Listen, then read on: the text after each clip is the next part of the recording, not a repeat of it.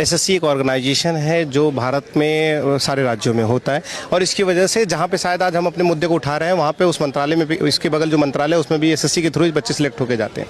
तो एसएससी का जो मुद्दा उठा है, एसएससी का एक वेंडर था जिसका नाम टीचर्स है जो पेपर कराया करता था। तो उनके पेपर में कुछ ग्लिचेज हुआ करते थे, कुछ नॉर्मलाइजेशन की दिक्कत हुआ करती थी, कम नंबर पाने वाला बच्चा सिलेक्ट हो जाता था, ज़्यादा नंबर पाने वाला बच्चा नहीं सिलेक्ट होता था, किसी में कुछ और दिक्कत हो जाती थी, किसी का अच्छा पेपर गया उसका नंबर कम आ गया, किसी का खराब पेपर गया लेकिन अच्छा चला गया। तो मतलब एक ऐसी मार्किंग सिस्टम हुआ करती थी एसएससी में, जो मार्किंग सिस्टम में भारत के किसी भी टीचर को, हमारे देश में इतने संभ्रांत तरीके के टीचर्स हैं और इतना जानकार टीचर है, लेकिन किसी भी इंसान को नहीं पता था कि नॉर्मलाइजेशन का फॉर्मूला क्या होता है, किस फार्मूला की वजह से इस नंबर ऐड होता है या घटता है, और ना ही किसी टीचर को, स्टूडेंट को पता था। इन सब चीज़ों की दिक्कत की वजह से हमें लग रहा था कि शायद वेंडर में कोई दिक्कत है, इस वजह से हमने टीचर्स के वेंडर के मुद्दे पे बात उठाया। अचानक से इंटरनली 2-4 दिन के अंदर ही एसएससी के चेयरमैन साहब ने टीचर्स वेंडर चेंज करके एडिक्विटी नाम की संस्था लाई और अभी